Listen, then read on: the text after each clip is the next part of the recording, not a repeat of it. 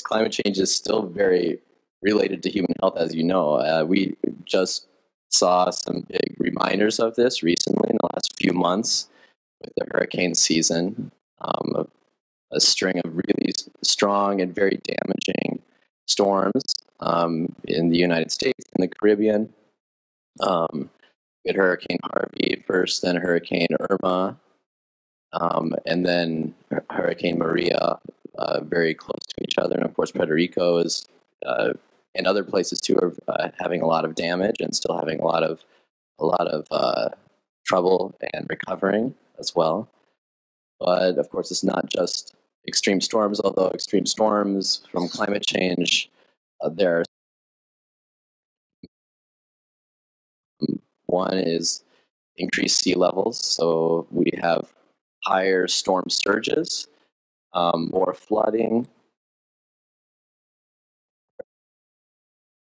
The atmosphere is warmer, so there's more precipitation.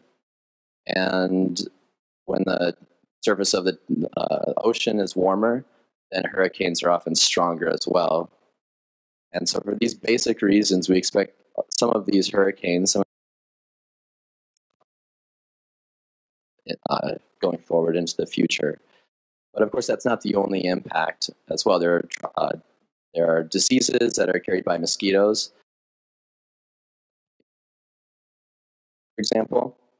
And so we might have in mind how the habitats for different disease vectors are changing, how certain communities that aren't used to being exposed to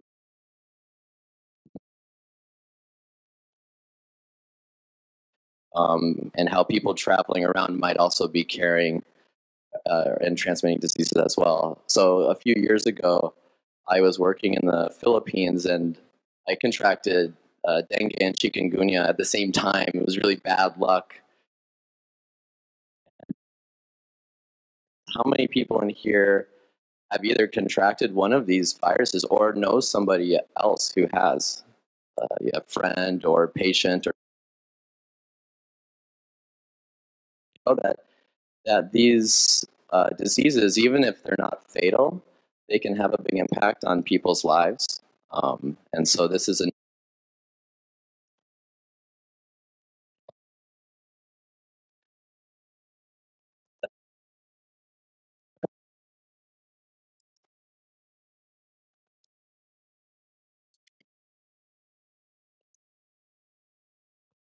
projection that in a scenario where we don't cut back on our use of fossil fuels and our carbon dioxide emissions, by the end of the century, there's a very significant increase in the average temperature here.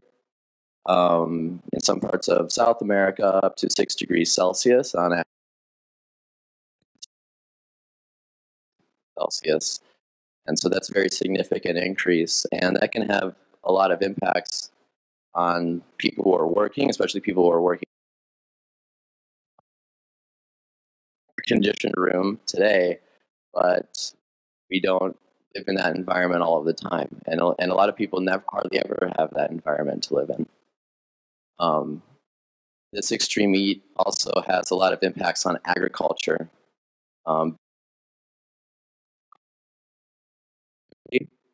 And so this has impacts on people's livelihoods and also the economy of entire countries. And so this is a projection of the impact of just heat. So leaving out extreme storms, leaving out disease vectors, just heat on national economies.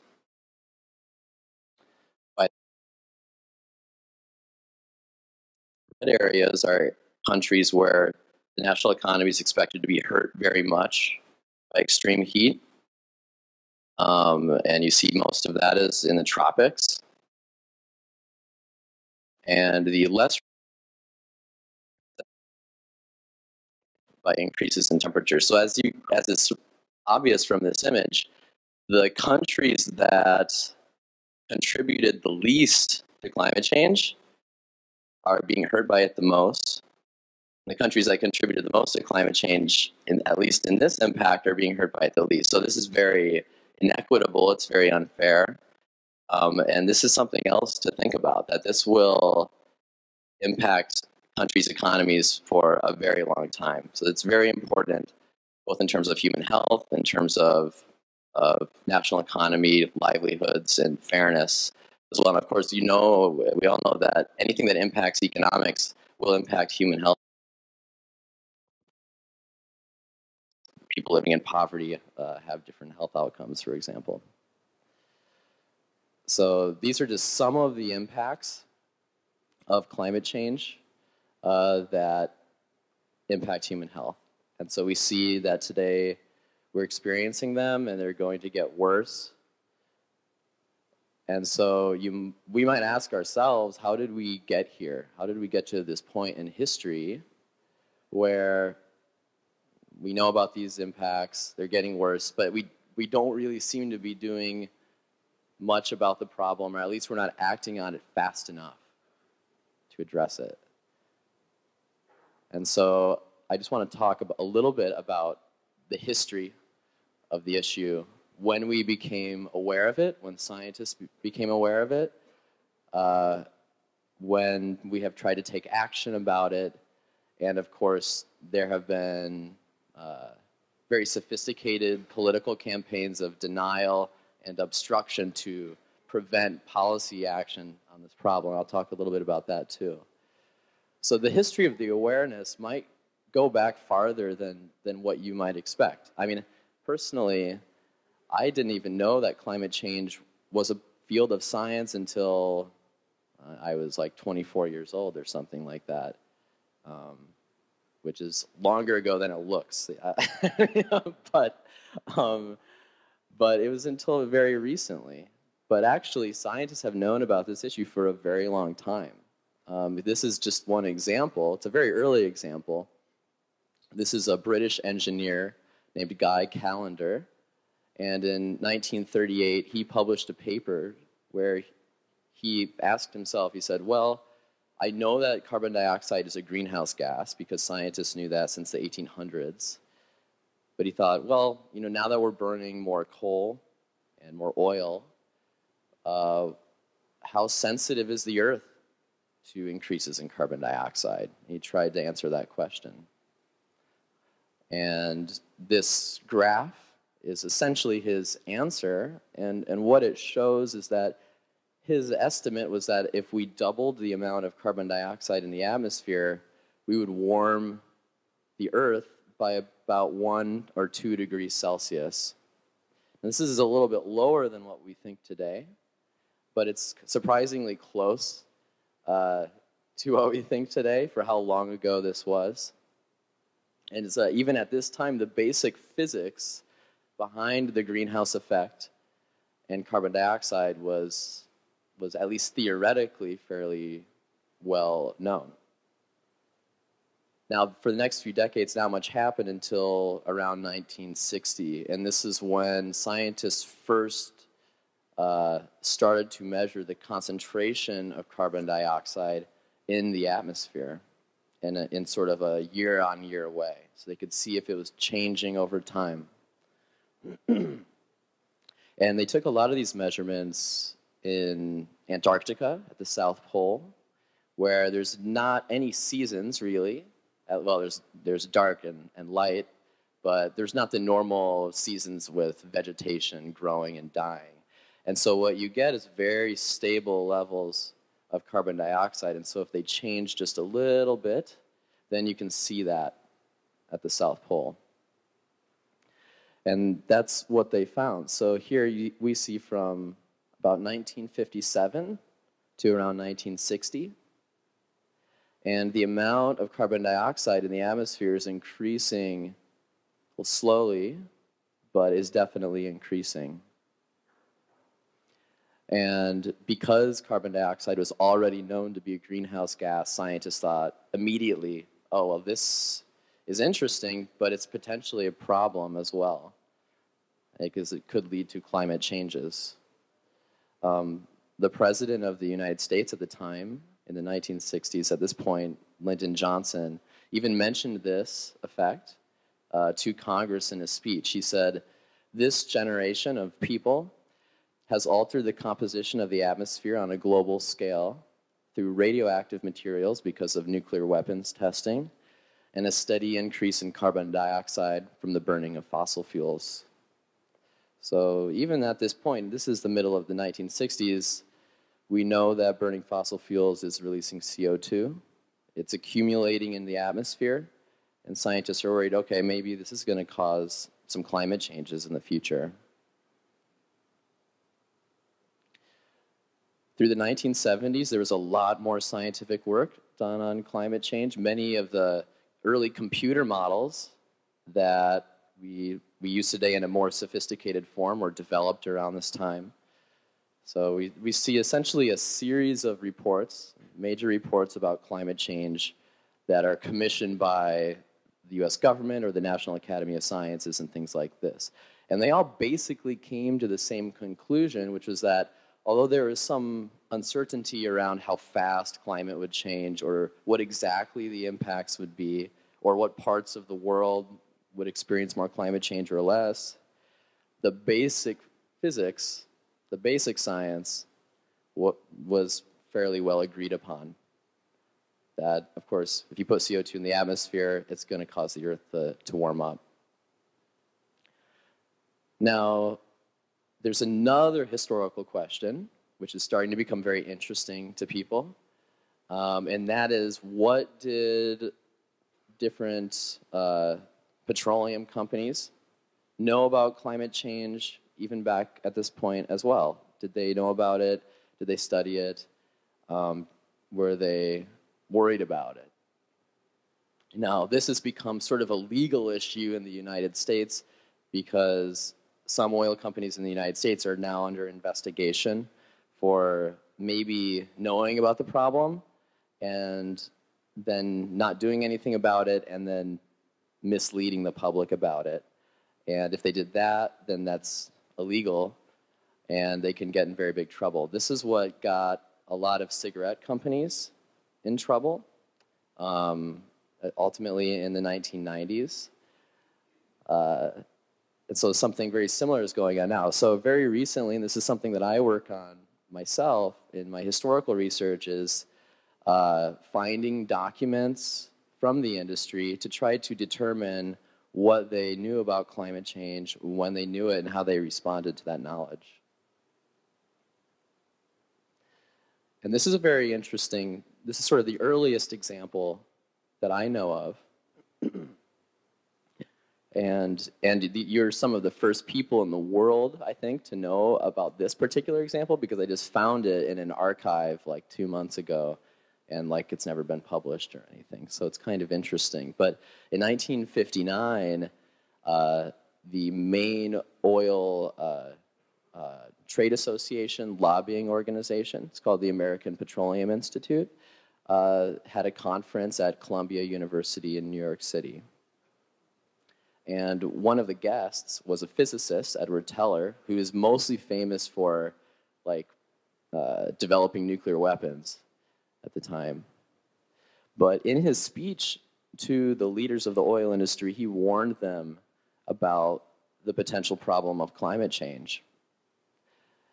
And he said, he was actually very pessimistic. He said, by the end of the century, there will be an increase of carbon dioxide in the atmosphere by more than 10%, which will be sufficient to melt the ice cap, like the Greenland ice cap, for example, and submerge New York. All the coastal cities would be covered. So this is sort of interesting because carbon dioxide has increased by more than 10% since that time, but we haven't melted the entire Greenland ice sheet yet, although we probably will eventually. And New York City's not covered yet.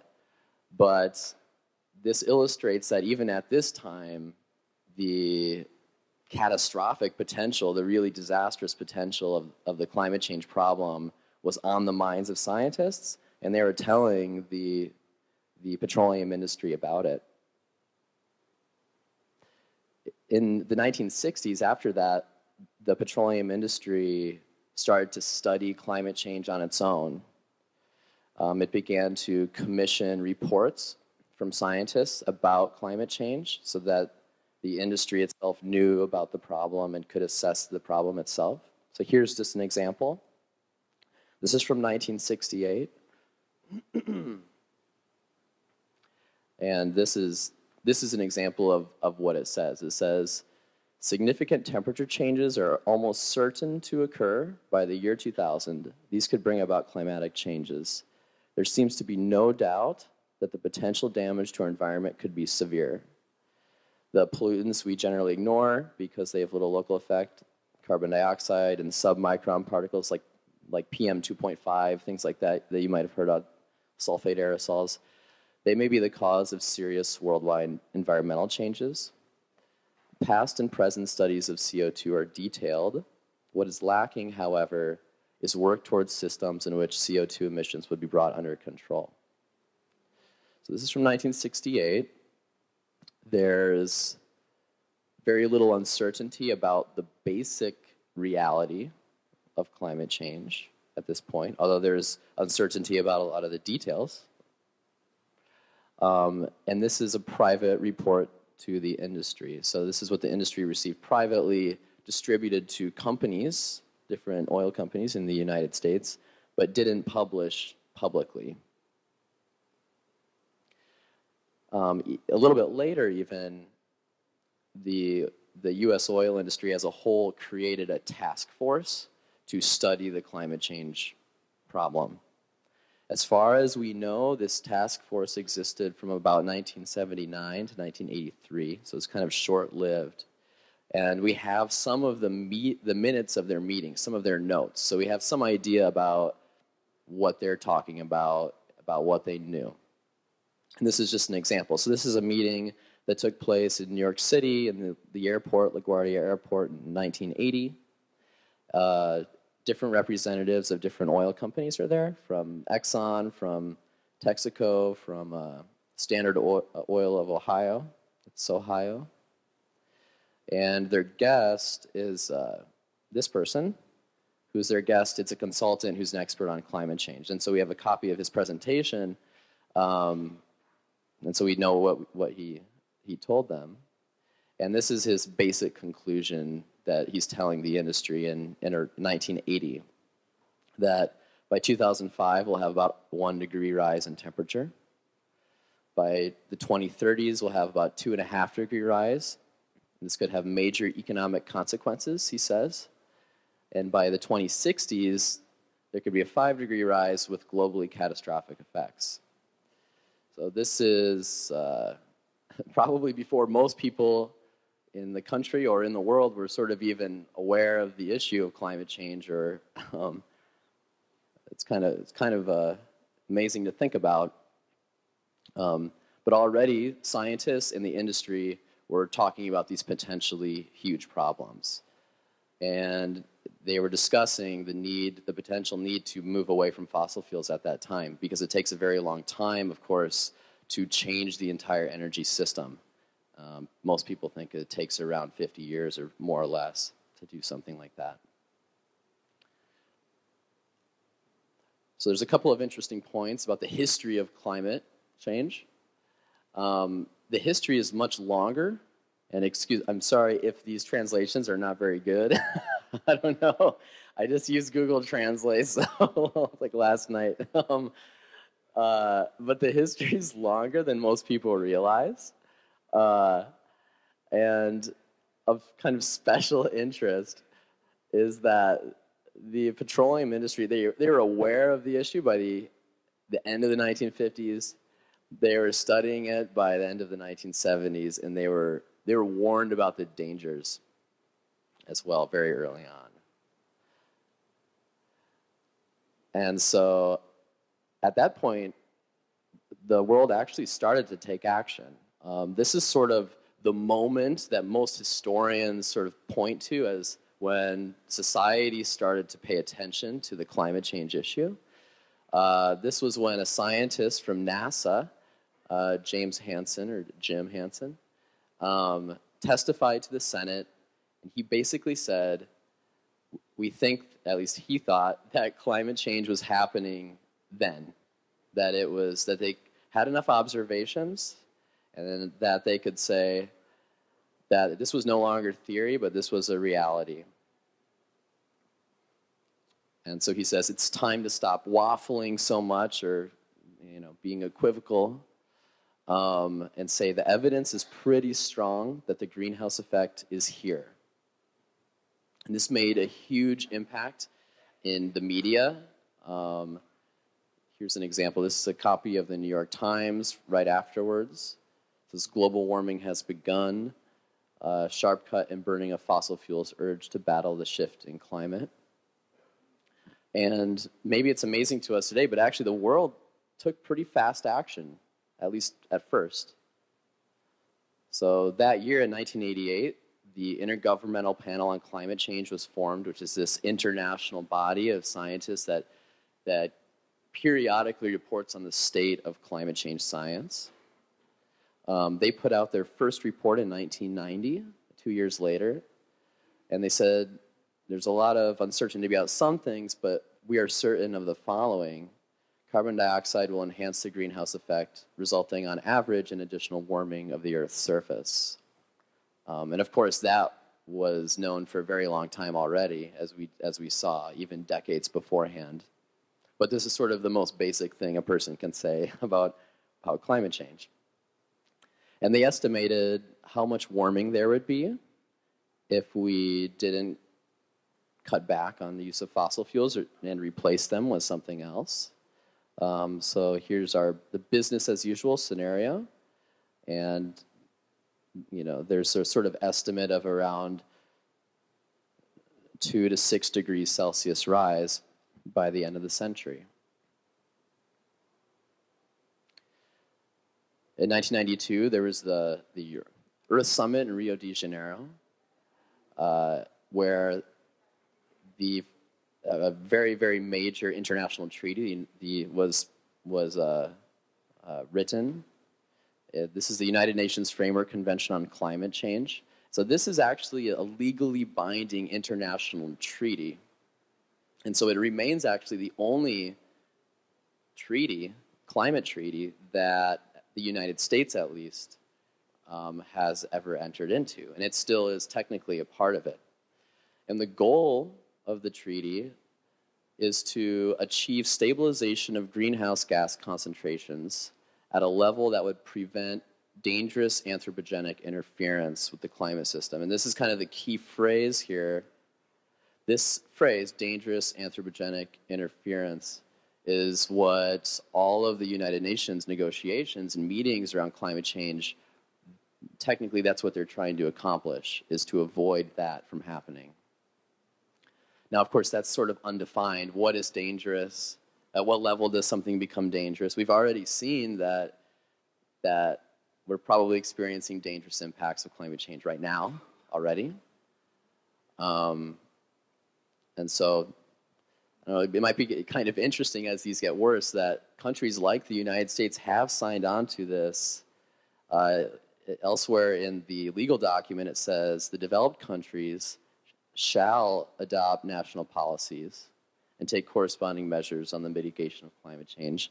The shall is a very important word because it means legally you have to do it if you signed on to this. Now, of course, this is international law, and so is one country going to sue another or take a country to an international court, and how successful would that be? That's sort of a political question as much as a legal question. But it is sort of interesting that in 1992, 25 years ago, the world kind of sat down and said, we want to avoid what we see today in 2017 from happening. So at the time, maybe we were optimistic, and we were taking rapid action. We were forming these scientific bodies. We were signing these legal documents. So what happened? So a lot of things happened, but one of the sort of most interesting things that happened was there was a coordinated campaign of denial, to deny the existence of climate change, or to deny its severity, or to deny that we knew that much about it to begin with. So I'm just going to give you a couple of examples because there are like tons of examples of this. So you can see this sort of like alternate reality there's like two realities to choose from here. So these are from different US business interests who are writing in the media. Sometimes they're writing in the New York Times or the Washington Post, which are very, very big newspapers, massive newspapers, reaching a lot of people, TV advertisements. So this example, negotiations to reduce the use of fossil fuels are based on the unproven theory that they affect the Earth's climate. Scientific evidence remains inconclusive as to whether human activities affect global climate. Climate scientists don't say that burning oil, gas, and coal is steadily warming the Earth. There is no convincing evidence that future increases in greenhouse gas concentrations will produce significant climate effects.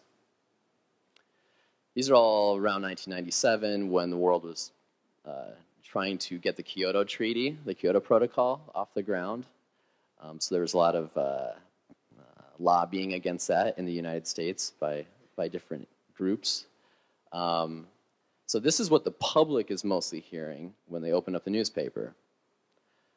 So here are the comparisons to what scientists had found, either at the same time or earlier. Carbon dioxide will enhance the greenhouse effect, resulting in additional warming of the Earth's surface. Oops.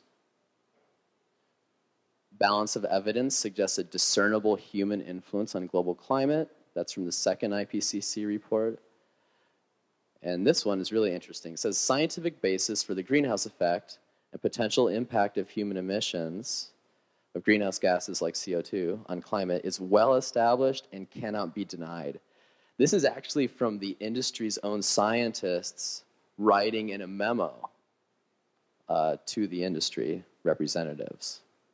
And then they turn around and say this. So there's sort of two versions of reality occurring here. And the question is, I mean, how is the public supposed to choose which one is correct? Most people are not climate scientists, and they can't just go do a calculation or something to kind of prove to themselves that the greenhouse effect is real. And this led to a lot of confusion and delay. And a lot of that delay is still occurring. And you might wonder, well, how is it possible that this simple denial, just saying it's not real, how could it be so effective? Well, there's a couple of reasons, but one really important reason is that most of the denial is in popular media, like TV, newspapers, magazines, and most of the science is in scientific reports. And hardly anybody reads those. I mean, even I don't read most of them, and I'm a scientist. So the public is getting a very, very skewed sort of flow of information from different groups. And just a couple of months ago, there was a really important scientific study that was done on this issue by a couple of historians of science at Harvard. And what they did was they looked at ExxonMobil's climate communications. They looked at ExxonMobil's internal papers about climate change, the scientific papers that their scientists were writing, and they also looked at Exxon's public communication. So that's this thing, advertorials. These are basically, it's like an ad that you take out in a newspaper, but you can write, of course, whatever you want in it. And it's a way for communicating with the public. And so for many years, every week, ExxonMobil would take out an ad in the New York Times and talk about climate change. And so here, it looks a little complicated, but the blue is when these documents acknowledge that climate change is real and human-caused. Okay, so most of Exxon's internal documents acknowledge that climate change is real and human-caused. Its peer-reviewed documents do too. Its non-peer-reviewed documents a little less, but still mostly do. But then its public communication, things that the general public is reading, mostly doubt that climate change is real and human caused. So you see a really big disparity between what companies know internally and what they're communicating to the public. Oops. I have to restart it. I mean, not from the beginning, but I have to open it up again. Let's see, it's right here.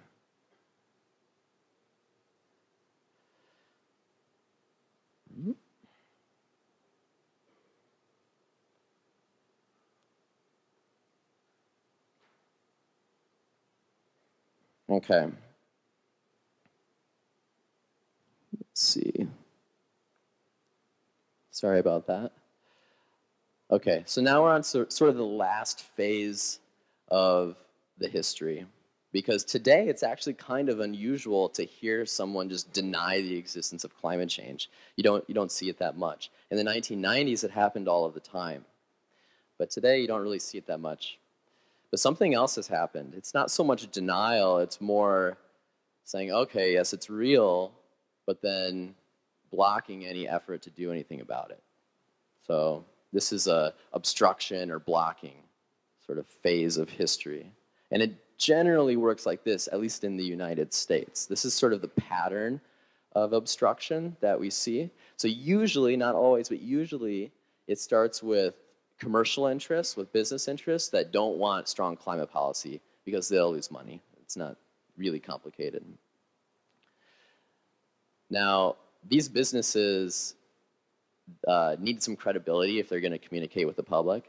So what they often do is they hire think tanks, economic think tanks or political think tanks, to write reports that say this policy will be really expensive and so we can't do it, or there's a lot of uncertainty about climate change, so let's not do anything until we study it more. So you can kind of create these facts out of thin air. I mean, they cost money. You have to pay somebody to write these reports. But if you have money, you can create these facts, basically. These facts get injected into the public debate through newspaper articles, through op-eds that people write, through advertisements and things like that.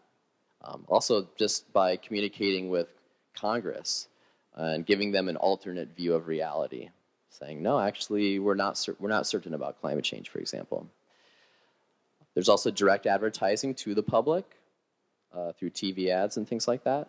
And so what you end up with is you generate electoral pressure on government not to enact strong climate policies.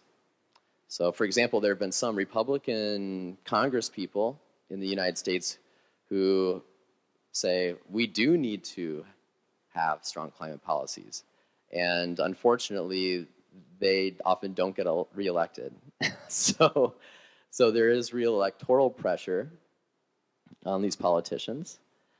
But then there's also something more, which is also very important, which is that the business interests and the think tanks also directly influence the government by suing government agencies who try to regulate carbon dioxide, by lobbying politicians through campaign donations, or if possible, by infiltrating the government agencies that are supposed to regulate them. And that's basically what's happened now with President Trump, was that a lot of the personnel from different commercial groups or personnel from think tanks that have fought climate policies for many decades, they're now running some of the agencies that are supposed to regulate CO2 or study the climate problem. So they've been very successful at that. So there's a lot of different strategies, and sort of what you get at the end of the day is that there's a lot of pressure put on the government to block climate policy or to control climate policy. So that's not very effective. And so I think one of the important things to realize is that the techniques, the strategies that are used to do this are very sophisticated. They have a lot of very smart, well-paid people behind them. to come up with them and execute them and implement them. And there are a lot of organizations and a lot of people that do this because there's a lot of money to be made, or at least to be saved, by not addressing climate change for some people. Now, how many organizations are there who do this? So last year, a sociologist from Yale University tried to map out all of these organizations from the 1990s onward. And so he came up with this blob. You don't have to, I don't exactly understand the blob myself entirely, but the point is that he found that there were over 160 different organizations who were engaging in this activity to block climate policy. And there were over 4,000 individuals associated with them as well. So there's a lot of people. It's not sort of, didn't just spring out of the earth sort of spontaneously. It's a well-run political campaign, essentially. And they've been very successful. So they influenced President Bush a lot. And I was trying to figure out whether the thumbs up sign was like offensive in Latin America, because it is in a lot of places. But if it is, then that's sort of fitting for for George Bush, like leaving the Kyoto Protocol. So, and later there was an investigation that also found that the Bush administration was censoring government climate science, and preventing climate scientists and the government from speaking to the media about it. Even Barack Obama, who came into office wanting to do a lot about climate change, was mostly blocked.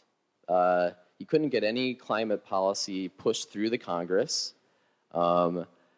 His major accomplishments were some executive orders to get the Environmental Protection Agency, for example, to help them, to push them forward to regulate carbon dioxide, and helping push forward the Paris Agreement through agreements with China and things like that to kind of get things going. But of course, you know, there's been a pretty big change since then. And so if all of the action is in one branch of government, if it's just the president, of course the president changes regularly, the party changes regularly. So a lot of those accomplishments are being dismantled and deconstructed right now. So, you know, as you know, the United States has indicated that it may leave the Paris Agreement.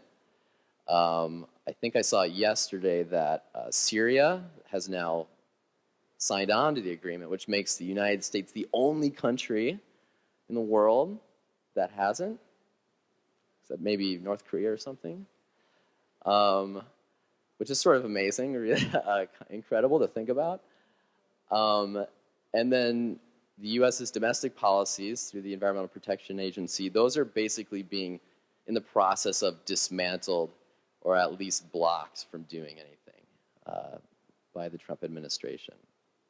And so these efforts, which have basically occurred since the early 1990s, they've occurred for the last 25 years or so, they've been very effective at blocking progress. So I don't want to make you too depressed. So, like, what do we do? Where do we go from here? So I think that there are a couple areas of progress that have occurred in the last 5 years that are very promising. And I hope that they, and maybe some other things, will be enough to stop this history of obstruction, that we can actually make progress. So the first one is, we have seen a lot of social movements that have risen up, have been developed just over the last 5 years or so to address the issue of climate change. Because even though we knew about climate change since, well, you know, the 1960s, say, there weren't really popular social movements to do anything about it. It was mostly government working on it, scientists working on it, and industry being concerned about it. But regular people weren't marching in the streets and making it a big political issue and voting based on climate change. But that's starting to change. And so that's really hopeful, I think. I think another really important development is that a lot of the major religions of the world are starting to think about climate change in a really serious way.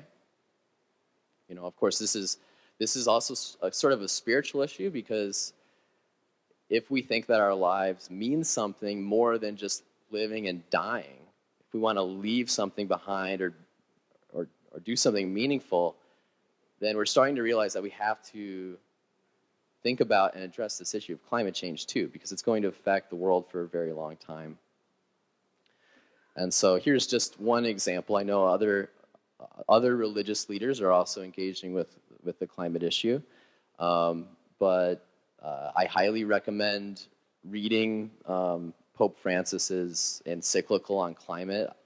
I think it's one of the best documents about climate change that has ever been written by anybody, like ever. I think it's really good, and I highly recommend it.